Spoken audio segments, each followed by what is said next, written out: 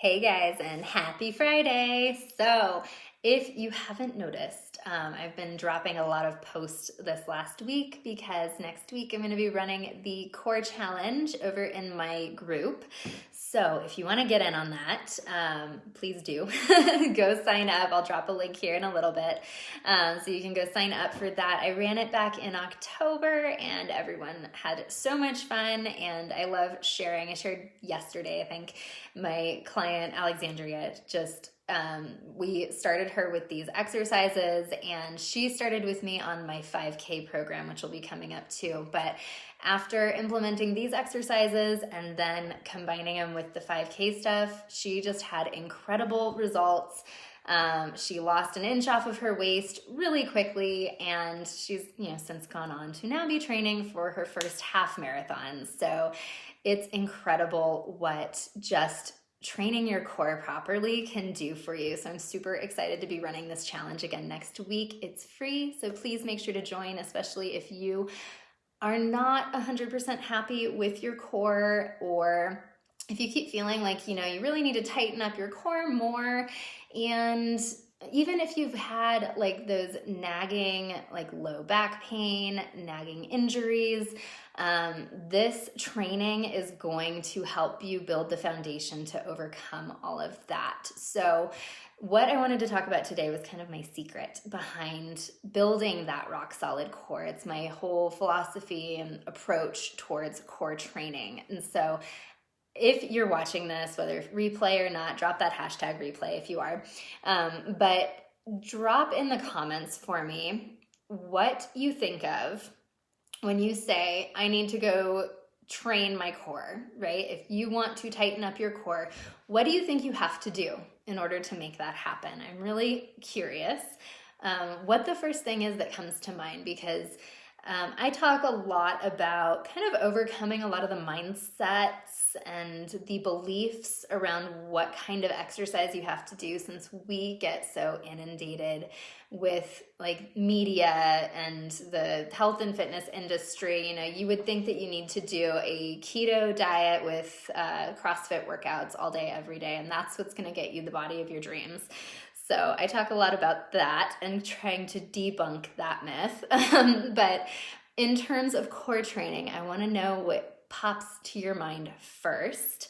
My post earlier this week was kind of addressing some of that, of like, oh, if I think, oh, yep, Monica, yeah, abs, sit-ups, crunches, yes, I know. That's what we think, right? Because we want the six-pack, right? And the six-pack, though, is only one muscle out of a ton of muscles that all connect onto the core. And so let's start with that, right? Let's start with what is the core, and then what's it for? Because that's really kind of the basis of my approach to core training. So the core, in my definition, and it's going to depend on who you talk to because it depends on what function you're talking about. If you pop off your arms and legs, you're left with the core. That's, for me, for working with my clients, that's the core. Because all of those muscles that are involved with that area of the body are what allow you to move your body well. And so if any of those muscles, whether it's within your shoulder, within your hips, within your deep, like along your spine, if any of those muscles are not working, then your core is not functioning well. And then you won't have the tight core that you want, and you won't have the function that you need to enjoy life. So my approach to core training is very counter the whole sit-ups and crunches thing. Sit-ups and crunches literally just train that one muscle, right? The six-pack, the rectus abdominis, if you want to get nerdy, right? So instead of training that one, because you may have heard that crunches and sit-ups are not great for your back. If you have low back pain, if you have recurring injuries associated with your spine, or even hips, even shoulders, everything's connected. So, but if you have those issues, sit-ups and crunches are not good for you. And sit-ups and crunches, if you think about what you're doing there, right? You're flexing forward, or you're extending backward, or maybe you're doing those Russian twists, right? Where you're twisting side to side with a weight. your core is not actually designed to do any of that. That's not the primary purpose of your core. The primary purpose of your core is actually just to stabilize your spine, to hold you upright, and to hold all your organs in, and then to offer a strong foundation for your arms and your legs to attach to so that you can actually move in all the cool ways that our bodies can move. So your core doesn't care about being able to do sit-ups and crunches or Russian twists or those extensions that you see people doing. Those are not actually important exercises for your core. And because they don't train the deep core muscles, which are, the ones that really attach to your spine, that do all the hard work, all the primary purpose of the core, you're actually setting yourself up for injury by doing the crunches and those sit-ups and stuff, because those are only doing those external core muscles, right? They're never getting deep inside. And when you never get deep inside, think about, you can work like the outside all you want, but you're never going to get that nice cinched in core, that nice tight toned core that you want if you're only training those external muscles. You've got to work from the inside out to really build up the core the way you want it to.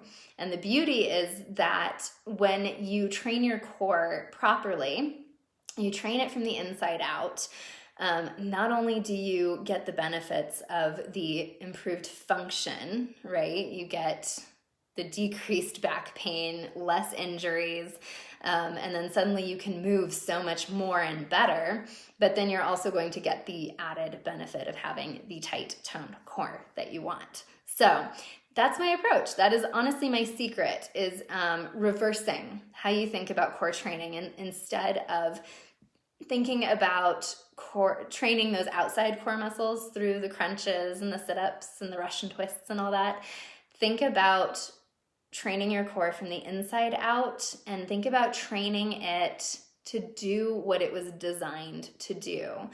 So what is that going to look like, right? So your core is designed to stabilize your spine, to hold your organs in, and then to act as a foundation, a solid, stable, still foundation that your arms and legs can then move from, right? So your core actually needs to be trained to be still and strong, instead of actually moving, right? Doing the crunches and everything.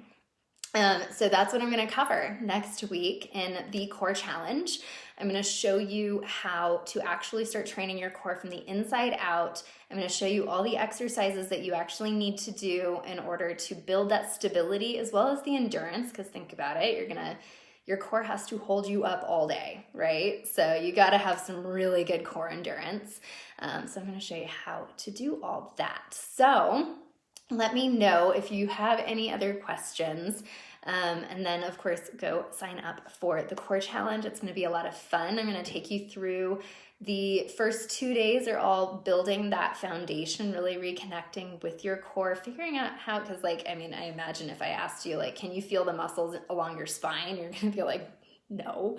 So I'm going to teach you how to actually get in touch with those deep muscles, how to engage them, using my own funky method. It's fun, and it's going to transfer over really well to other movement as well, especially if you've struggled with cardio. So let me know if you have questions. I'm super excited to share this training with you guys. So pop in, get signed up, go invite a friend as well, tag a friend if you want. If you know someone who is struggling with this, let them know, and then I will see you all in for the challenge next week. So have a beautiful weekend, and I can't wait to see you all next week. Yay! Bye, guys.